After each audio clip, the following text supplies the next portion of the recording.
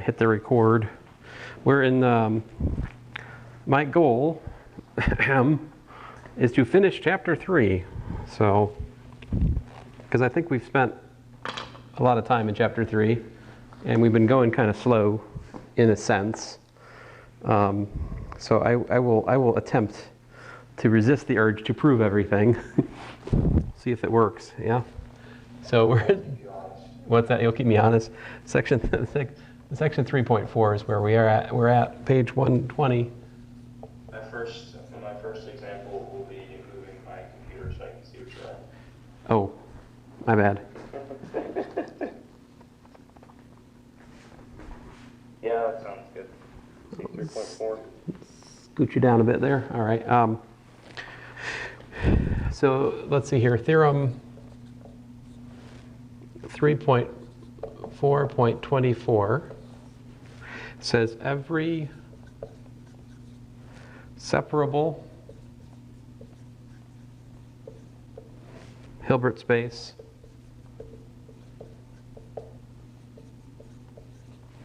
contains a dense contains a countable dense subset.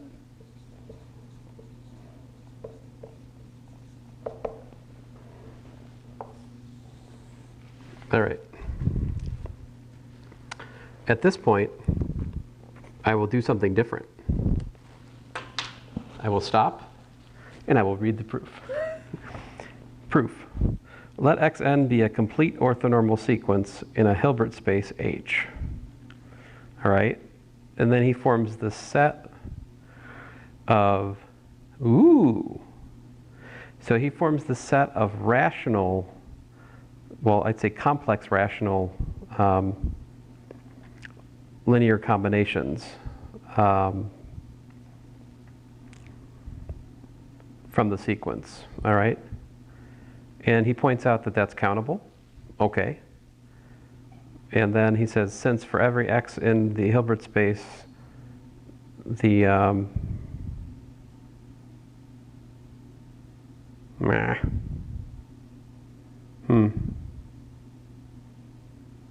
how does that connect to S?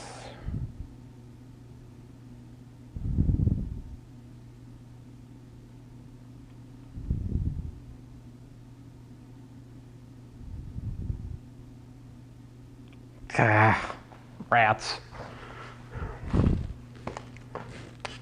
Sorry. Not a good start. So Xn complete orthonormal sequence.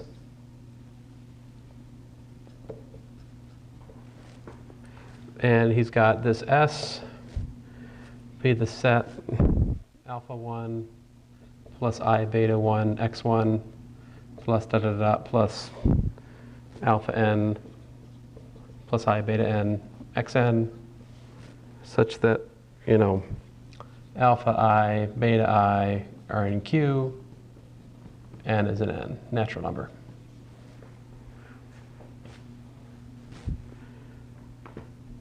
He says this is obviously countable. Okay, fine.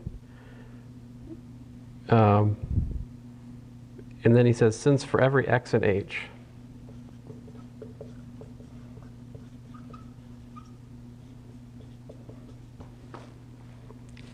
the norm of the sum, k equals 1 to n, inner product of x with xk times xk minus x closed norm goes to 0 as n goes to infinity. Now, why is that true?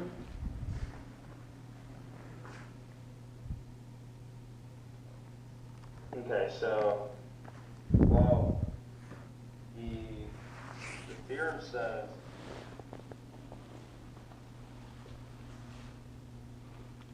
every separable contains a countable dense subset. So if we have a sequence and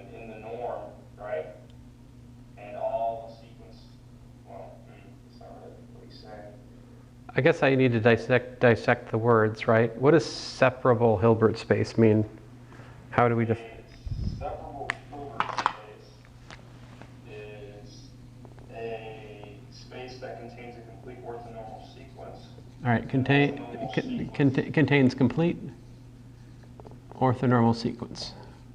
And an orthogonal sequence is a sequence where x can be defined as the sum of the inner products x with the sequence times the sequence again. So this completeness gives us this, right? Yeah. Now, why is it? Now he claims that the countable dense subset is exactly this thing. It is this thing? Yeah, he says that that's the that is a countable dense subset.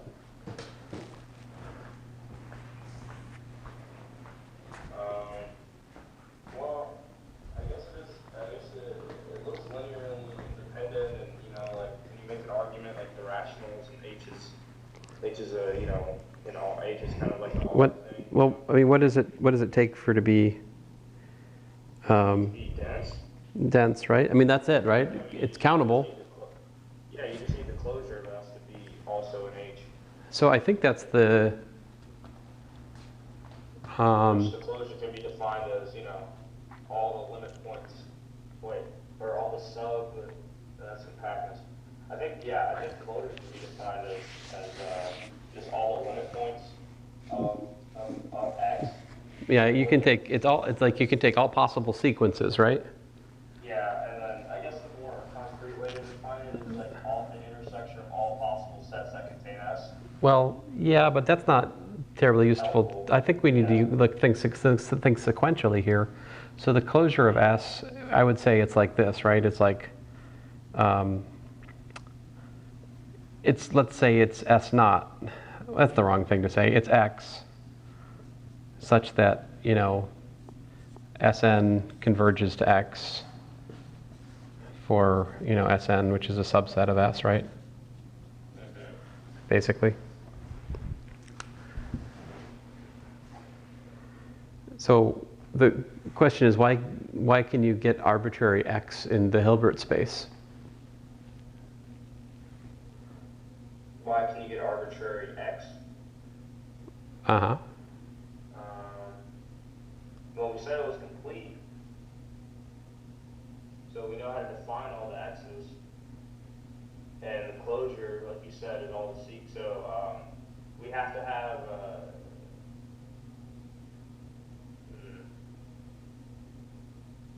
let's see. So how does completeness give us?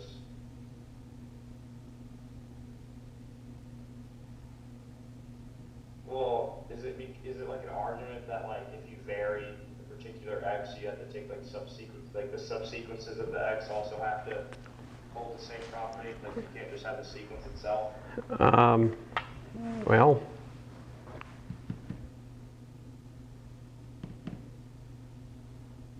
I mean, I would say this. Definitely the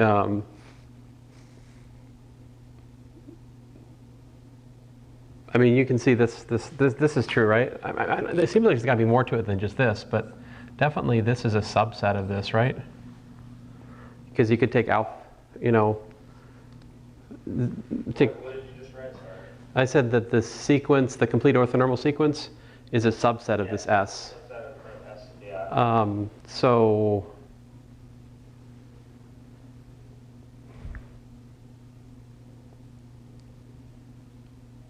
Oh, you know what?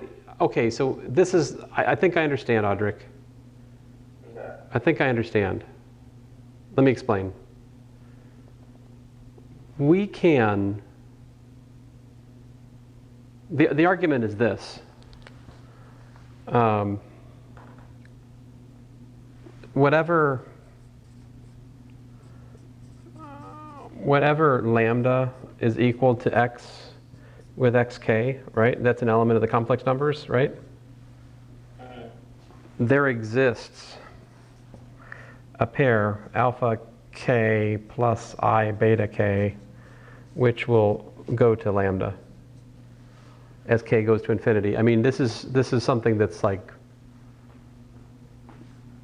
I haven't proved it, but it's easy enough to believe, right? If you give me any real number, I can find a rational sequence which limits to that real number. Okay. If you give me any complex number, I can find a pair of rational sequences, one that converges to the real part, another one which converges to the imaginary part. Right? Yes. So that means that I can use those sequences, right? And pair it with the orthonormal x's, right? So what that means is like alpha k plus I beta k times, times xk. If I look at... You're saying for every complex number there exists an alpha and beta rational number that can limit to the real part of both. A sequence of rational numbers, alpha k, a sequence of rational numbers, beta k. Okay. Not a single one. That limit to the exact complex number. Right. For lambda. Right. In this case. Okay. And so then I can marry those sequences with the given orthonormal sequence, and then this will go to x such that, the inner product of x with curses. Do I need to do that for each k?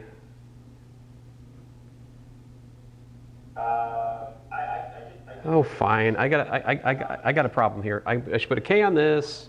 I should put a k on this, and this is kn, right? Or kl, whatever. I need a different index there. I'm confusing the. Yeah. Also, not to burst the bubble, he also said that some people say, he also says that this is often just a definition. Oh. What's the definition? That this is the definition of separability. What part of this is the definition of separability? He says the statement in 3.424 is often used as a definition of separability. That it contains a countable dense subset? Okay. Yeah. All right. Cool. So I haven't quite proved it, but I think that's the gist of it here. Let's see here. Next up, theorem 3.4.25. Every orthogonal set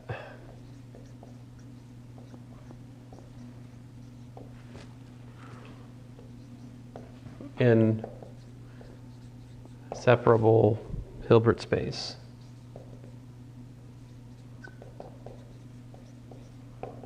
is countable. Ooh.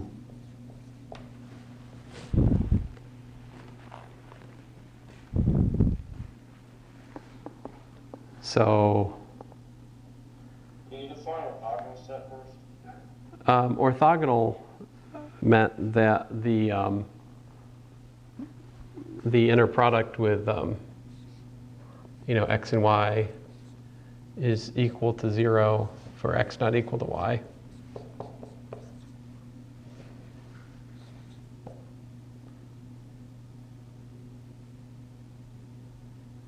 It's like a Kronecker delta type deal.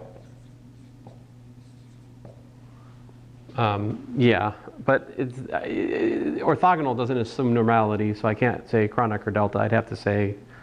Yeah, so it's not exactly one, it's just a number. So yeah, I mean, I could say that it's equal to like the norm of x squared, Yeah.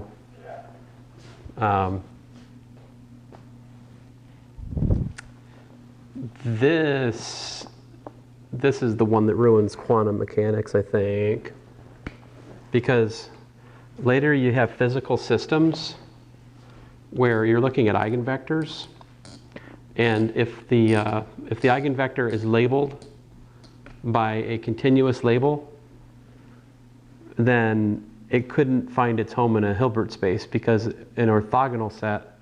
I mean, anyway, you can have orthogonal eigenvectors, right? If you also have if they're in a separable Hilbert, I guess, separable Hilbert space. Well, maybe it's not a separable Hilbert space then. I don't know. All right, maybe it's not. Maybe this isn't the culprit.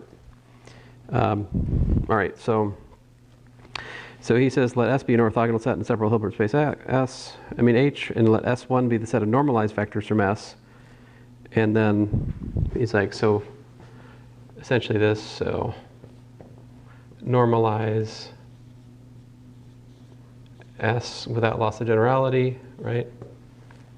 And you've got for x, y in S, I guess he calls it S1, the length of x minus y squared is equal to the inner product of x minus y with x minus y, right? Which is, oh, this is fun.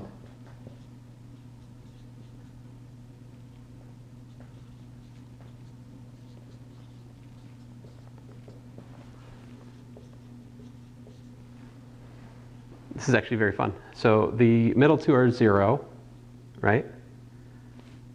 And am I out of frame? There, that should be better.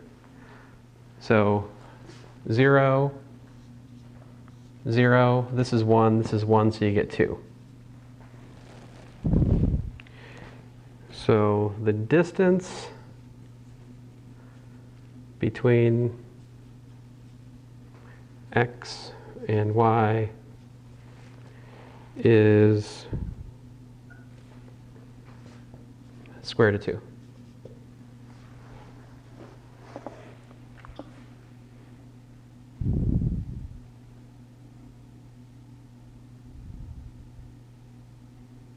By the way, whoa, like, I don't know, like, stop and appreciate that.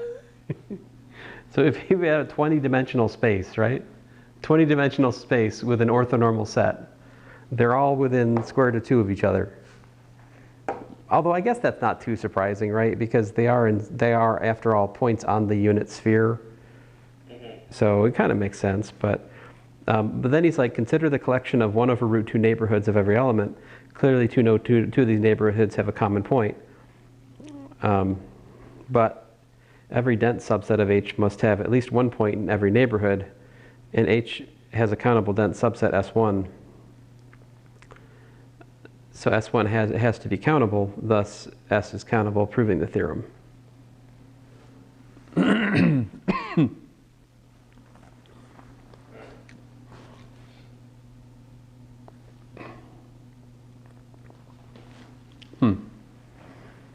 Let's see here. I agree that if you look at, right, if here's x and here's y, and you look at, like, you know, radius equals to 1 over root 2, right, then you can't get x inside that, right, because root 2 is, not only can you not get x inside it, you can't get any other point in the neighborhood of the similar radius of x inside it, right? Yeah. So they're disjoint.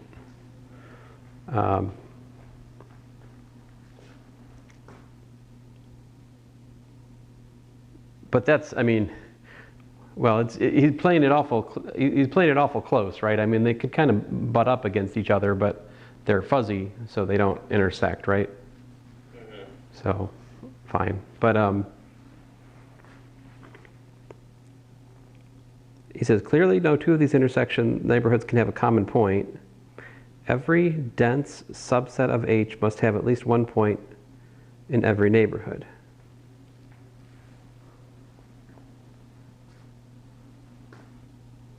So it's separable, right? So that means it has a countable dense subset, right? And since it's dense, there has to be there has to be this point there has to be like a point right here and here. Since those are neighborhoods, there has to be a point from the countably dense subset in each one of those. Then what?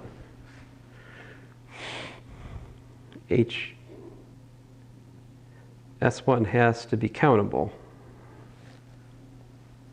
Oh.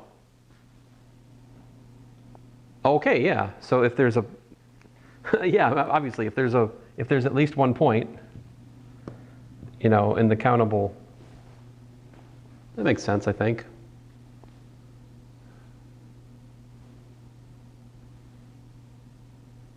Does it? I have to think more about it. Huh.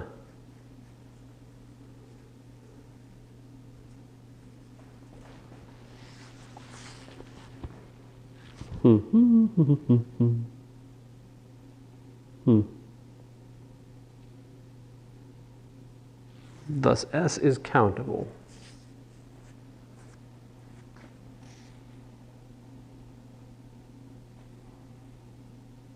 Countable could be finite, right?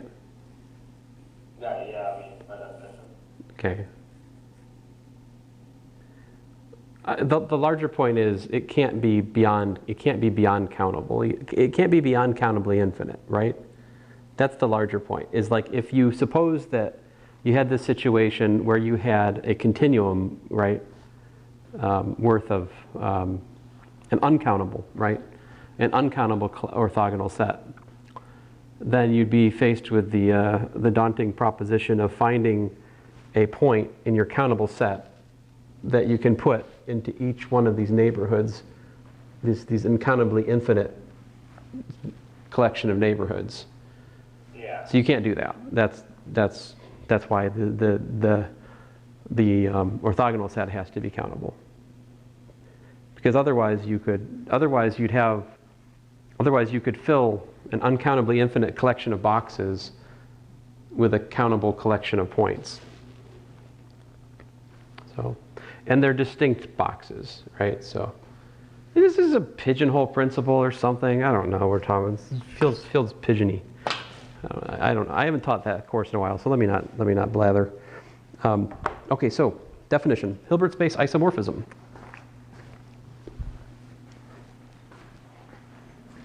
Don't worry about it, but I was trying to explain how countable infinities are all have the same cardinality to an English professor, but they did not go well. He was just like, but half. I was like, there's a one-to-one mapping. Numbers. It has to be the same. But this is obviously bigger. I'm just like, yeah, if you pick a finite point. It's obviously bigger. What do you mean by bigger? That's the thing. Define bigger. You were saying that, like, if I map the natural numbers to the even numbers, that the natural numbers should obviously be bigger. And I was like, no, it's only if you pick a finite point. Oh, that maybe that's a good way of explaining the problem, is that you're thinking finitely when you say that. It is definitely true that the set of even numbers up to a finite extent is smaller than the set of all numbers up to a finite extent. That is true. Yeah, so that's what I was trying to tell them. It's like, we're not talking about a finite thing. I think I'm going to try to explain the Hilbert's hotel. Start from the point. So let's see here. We're on Hilbert space isomorphism. And so this is definition. We've got a whole page ahead. So our current rate of progress is 20 minutes a page. Not even quite that. I must do better. Hilbert space H1 is said to be isomorphic to Hilbert space H2 if there exists a linear mapping T from H1 to H2, linear map. And what do you need for it to be a Hilbert space isomorphism? It must preserve the inner product, right? So you must have that T, X, T, Y, right, is equal to the inner product of X and Y for all X and Y in apparently H1, right? Yes. And he says, so, oh, I've missed something here. It's, so, which is 1-to-1 and onto is an, is a Hilbert space isomorphism. All right. And the Hilbert spaces H1 and H2 are said to be isomorphic. All right.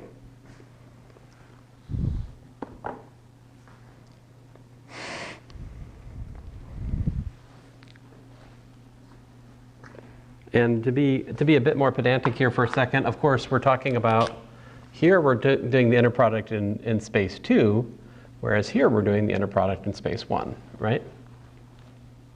So, Yes. okay. Do you remember how we defined the length of a linear map in here? By its norm? By its norm, right. So how did we define the norm? It's just the induced metric from the norm, right? What was the norm of T, though? See, T is a linear mapping from H1 to H2. What's a Hilbert space? A Hilbert space is a complete inner product space, right? Yeah. But there's an induced norm, so it's a complete norm linear space. So what we're dealing with here is a mapping from a Banach space to a Banach space. So what's the norm of this map then? Remember when you find it to be the, wasn't it defined to be the supremum of the norms of T of x such that the norm of x was equal to 1 for x in H1?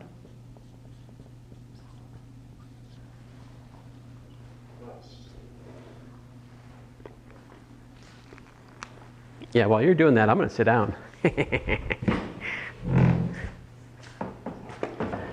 Come on. Ah. Whew. I don't know why I'm so tired. I shouldn't be tired. I didn't even teach calculus this morning, you know? Maybe that's it. Maybe calculus gives me energy, actually.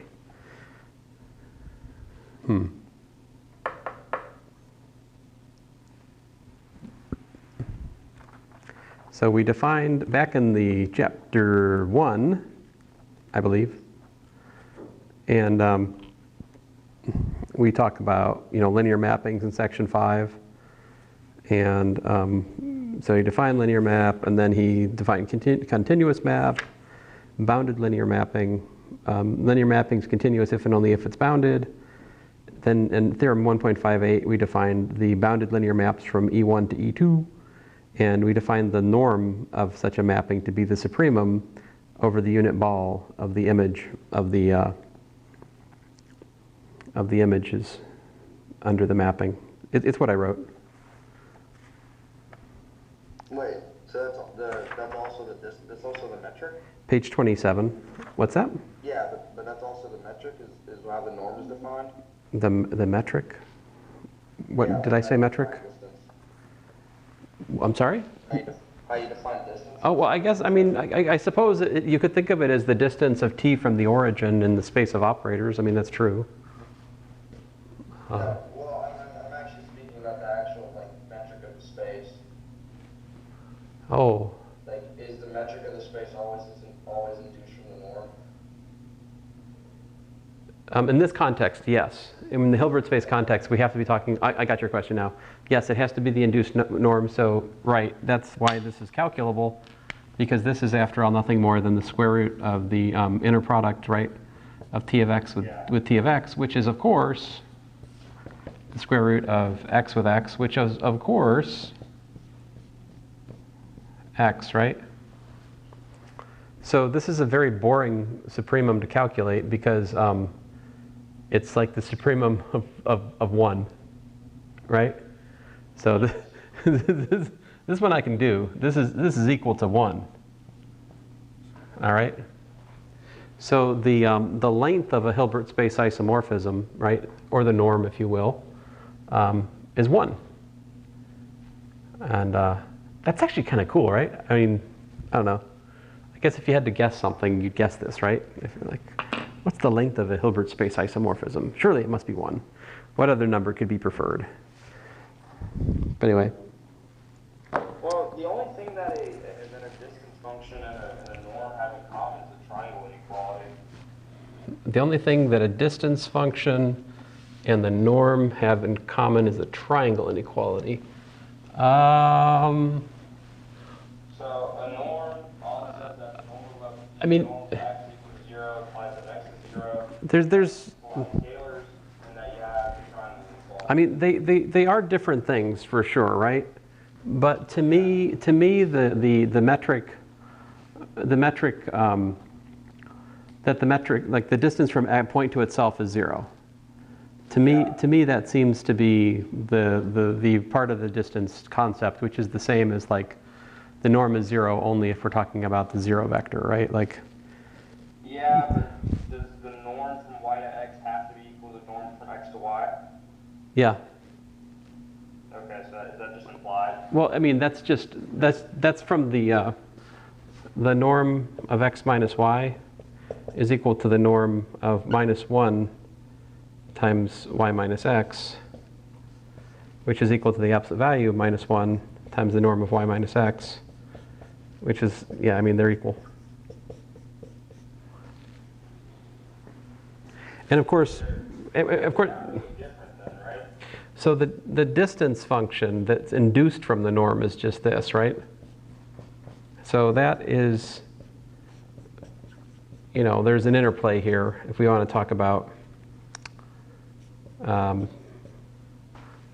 induced distance function from the norm. But you're right that every norm induces a distance function, but certainly not every distance function induces a norm, because we can define distance on all kinds of crazy shapes. No linearity is required for the distance function, right? Yeah. And you're right, the triangle inequality is only happening in terms of distance. It's not happening in terms of any kind of algebra of the points that we're analyzing, right? Yeah. That's true. Okay, so here's the theorem. Sorry. You're fine.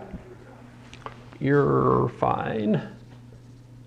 Theorem 3.4.27. This is a neat one. Let H be a separable Hilbert space.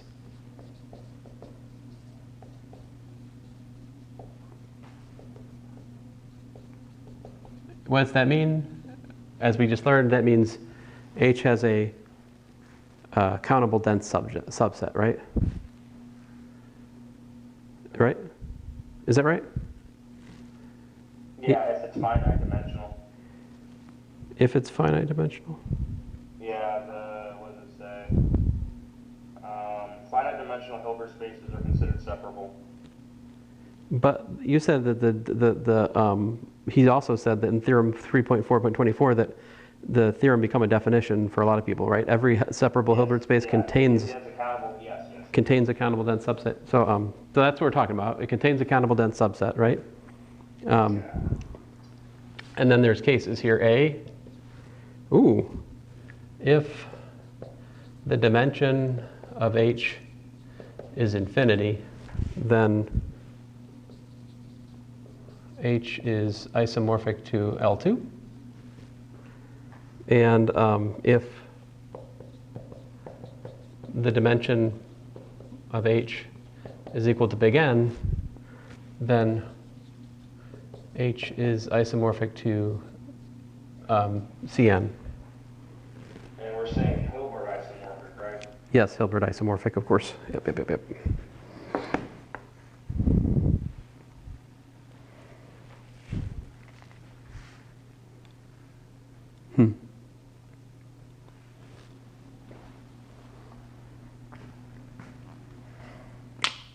So this is the Hilbert space analog of like the theorem we have in linear algebra that if you have a finite dimensional vector space, it is It's isomorphic to Rn. Right, because I usually keep it real. Of course, you could do Fn if you're working over the field n, you know? Yeah. So his proof is he's like, okay, so like take an complete orthonormal sequence, If H is infinite dimensional, then that is an infinite sequence. Let X be an element of H. Define, all right, so let me write some of these things down.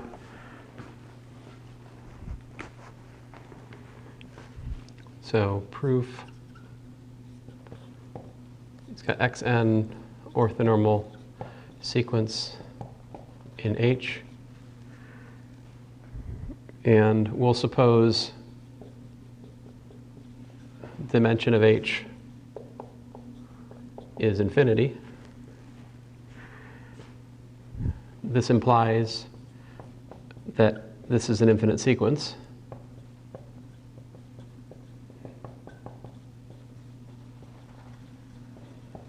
All right. Is that clear? Why does that have to be an infinite sequence? Oh, because otherwise you'd have a finite dimensional basis, which would be ever so embarrassing for an infinite dimensional space. Yes. And then let X be an element. All right, let X be an element of the Hilbert space and calculate alpha n to be the inner product of X with Xn.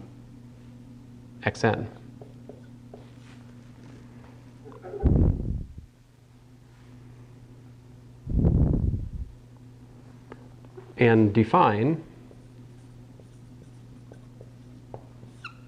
T of X equal to. So we're trying to find our T, we want to do what? T is going to be a mapping from where? From H to L2, right? So what's L2?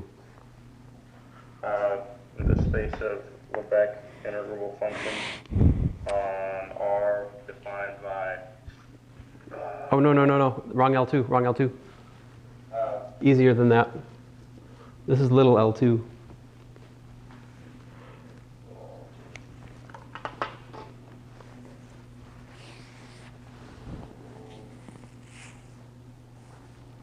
Is it just for like everything's defined by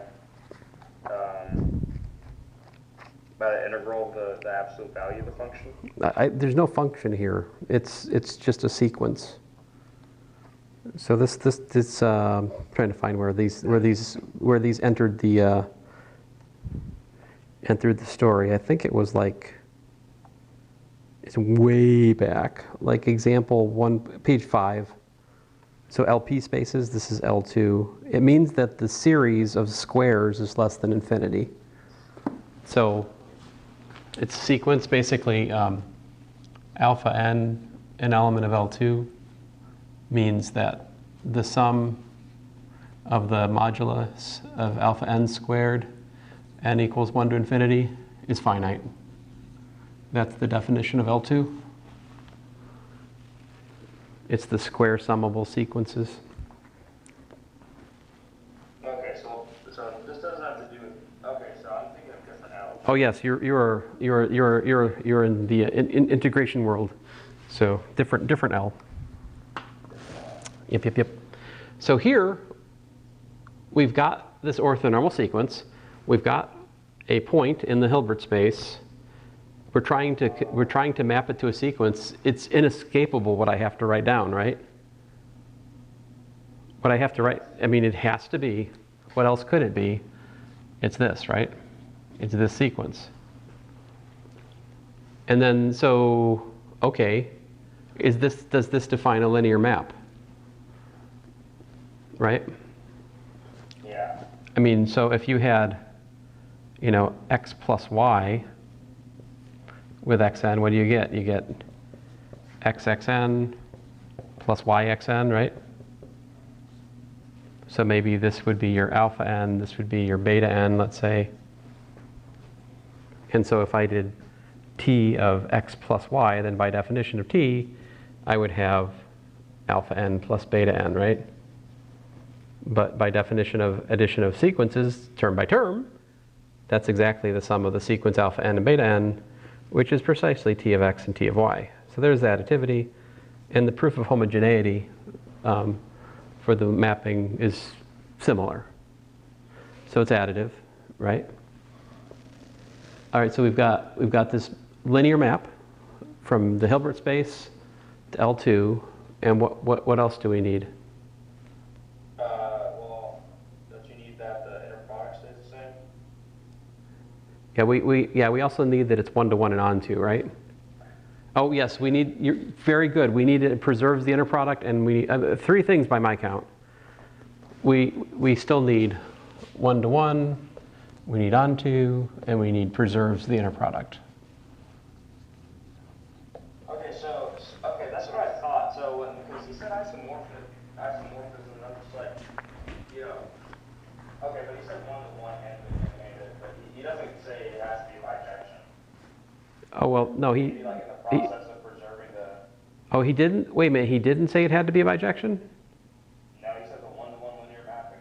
Oh, huh. Is that right? Well, let me not. Unless the linear mapping is the surjection. Oh, it's in his sentence. He's got a 1-to-1 linear mapping T from H onto H2. The onto is in the sentence. Yeah. There you go. Okay, so, all right. Anyway, A little sneaky, my bad. so onto is easy. Let alpha n be an element of L2, then construct x equal to the sum over n of alpha n xn. Note, the inner product of x with xn is equal to alpha n.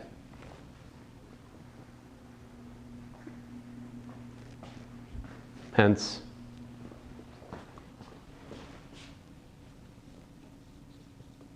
Can you slide over so don't need a chance? yeah, hence t of x equals to alpha n.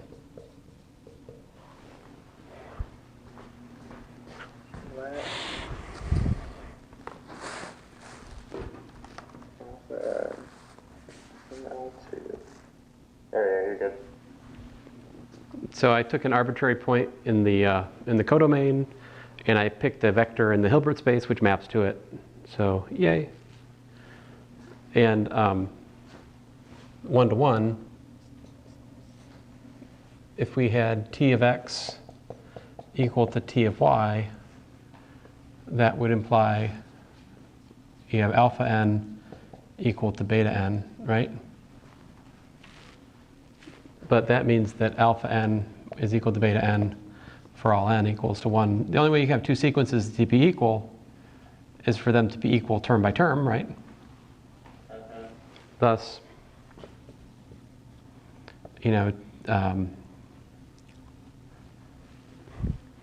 x, which is equal to, remember, the sum over n of x with xn,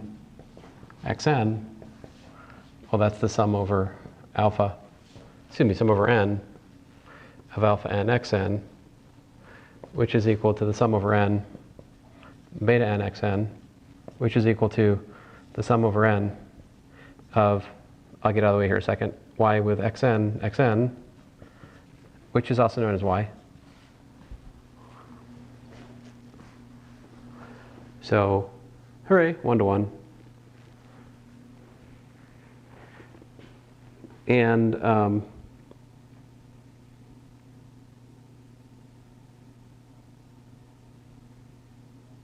then all that's left to check is the preserves the inner product, right? So to see that the inner product is preserved, let's see here, we got t of xy, right? T of x, t of y.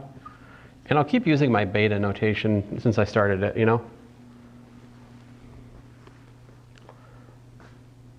So what's that equal to?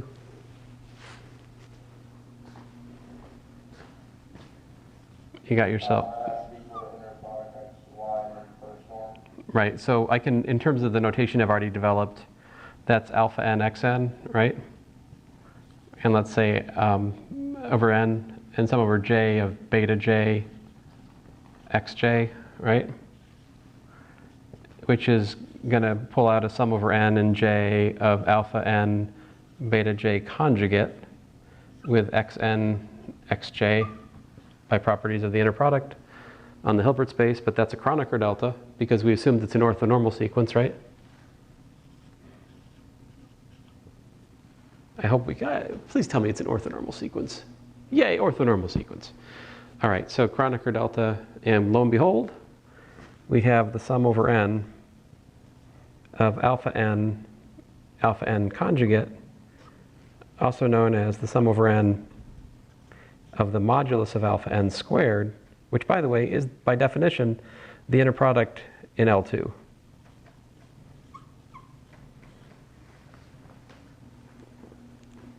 Oh, my bad. My bad. Something happened here along the way, and it's wrong. So that's not what you get. Duh. Duh, duh, duh, duh, duh. The beta doesn't go away. I'm a dummy. That's a beta. And that's fine because then we're done. Because that, stupid, is the inner product of the sequence alpha n with the sequence beta n. By definition, that's the inner product in L2.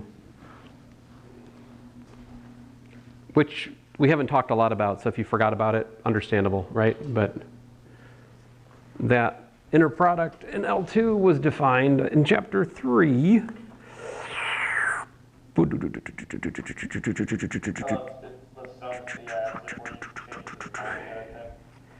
That would be, oh my goodness.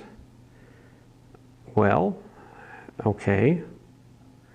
Where is that discussed actually? It is example 3.24 on page 95. So that's where it is. All right.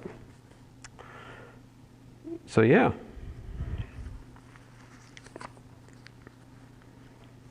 So there we go. In some sense, if you're talking about a Hilbert space, a separable Hilbert space, it's kind of boring. In some regard, right? Because up to a choice of notation, you're really just talking about the square summable complex sequences, or just the n complex vectors, and so another way to look at. Does that have a bad thing with quantum? I think this we'll have to remember this when we get to quantum. When we get to examples in quantum mechanics, like there are physical examples where you need energy values which are discrete over a certain range, right? Like they're separated.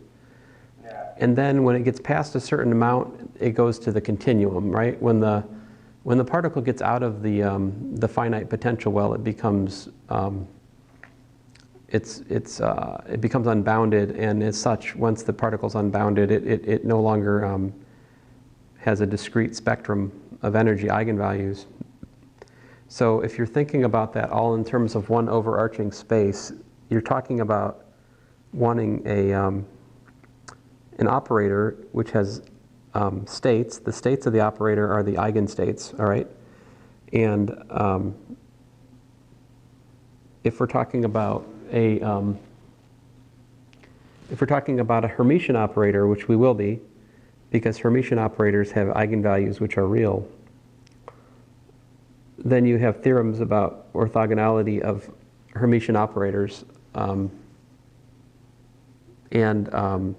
Let's see here, like maybe you remember this from regular linear algebra. If you have an orthogonal transformation, then the eigenvectors with distinct eigenvalues are perpendicular.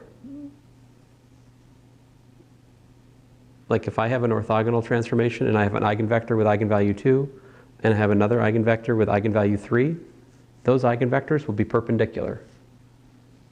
So by the same token, a Hermitian operator on Hilbert space will have orthogonal eigenstates. And so you see, if you want a set of orthogonal eigenstates which have continuum worth of values, this is not the place for you. separable Hilbert space won't do it because, you know, your choices are either a finite set of values or a discrete spectrum. You can't have a continuous spectrum.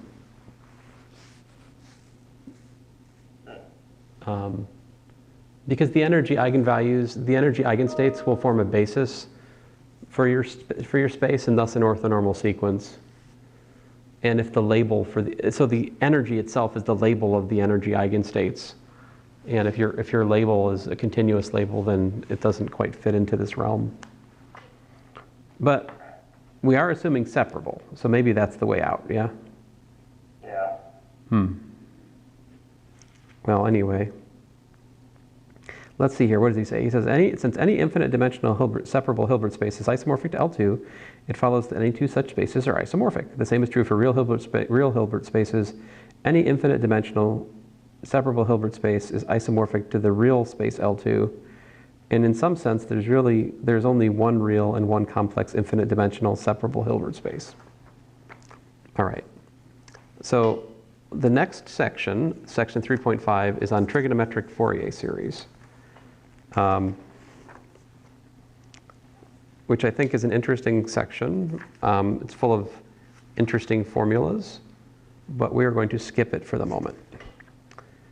Section 3.6 is on orthogonal complements in projections. So I'd like to talk about that next, I think. All right. So the section I just am talking about skipping, I want to talk to you guys about specifically how to solve partial differential equations, like some of the classical problems of, you know, like the wave equation, the heat equation, those things. And so when we cover those, we're going to kind of get into the same space, if you will, as that section. And that section, it is building something rather technical and interesting. But, well, I'll read it again and see if there's anything I want to try to extract for this class from there or not. I would like to understand 3.5, you know, from a technical forwards, backwards, and upside down perspective, because I'm pretty sure it's part of my larger. So one of the things, personal goal is to understand. What's that? Move you first? You know, I want to understand this concept of a Green's function more deeply.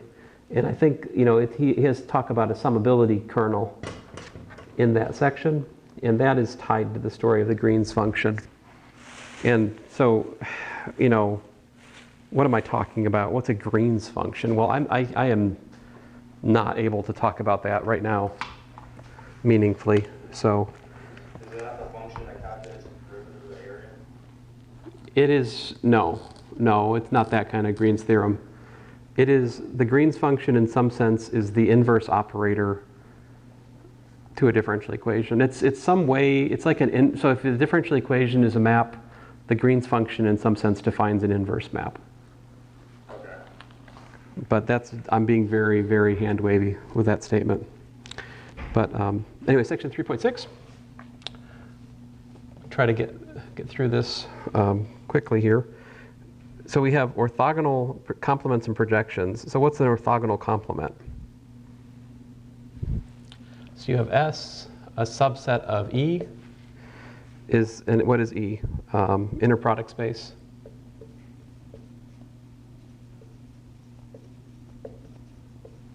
Right, with inner product that. Then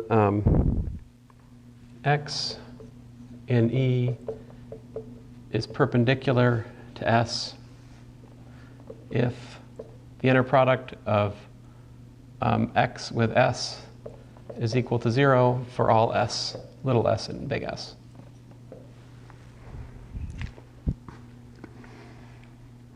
And you can also define the perp. The perp of S is the collection of all elements in the inner product space that are perpendicular to S.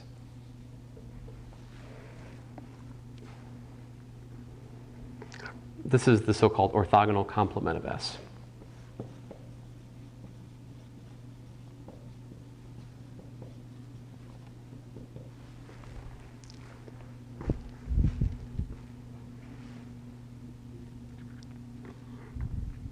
And he also defines the perp of the, you can repeat this notation, all right? He's like, you can also talk about the perp of the perp, and so the perp. If you can do it once, you can do it again. All right, anyway. He says the notation, the notation S perp is imprecise because the complement depends on E. If E1 and E2 are different inner product spaces, S is a subset of the intersection of E1 and E2, then obviously the complement of S and E1 is not the same as the complement of S and E2. Sure. The notation S perp is used when it's clear what the inner product space is. Yeah. Okay, great. So some simple things in context, right? What's 0 perp? What's E perp?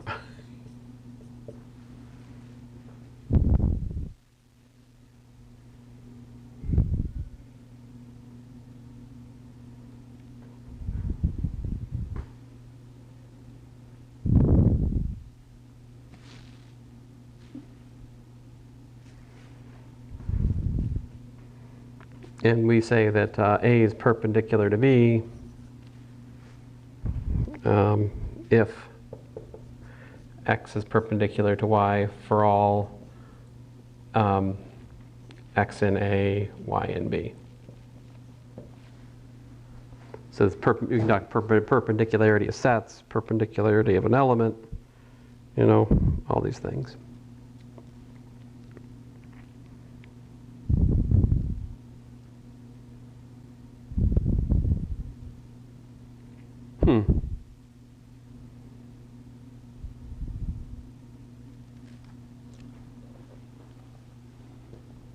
So do you know, Audric, what 0 perp would be?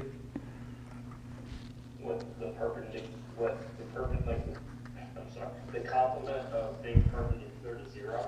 Yeah, what's the perp of 0?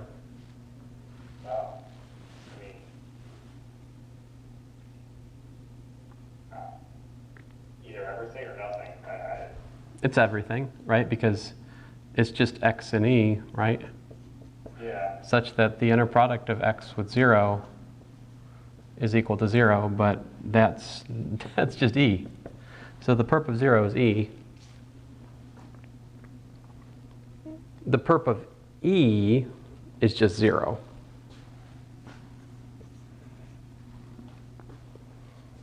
All right. Now, if we're if A is perpendicular to B, what can you tell me about A intersect B? A is perpendicular. They can only meet at the point of it, like the vectors. The vectors can only meet like where they intersect. Like that's the only thing is their point of intersections. So like if they're a unit vector, they only meet at the origin. Like 0, 1 and 1, 0, they only touch at the origin. So it could include 0? Yeah. Does it have to? I guess not, depending on what space you're in. Right. You could have 1, 0, 0 and 1 and 0, 1, 1. Exactly. If you just have the singleton, like you said, 1, 0, and you have B as the singleton 0, 1, then these are perpendicular spaces, and their intersection is empty. So, if they're subspaces, they have to intersect at 0 by just linear algebra, right? But we didn't assume that A and B were subspaces here; they're just sets. Okay.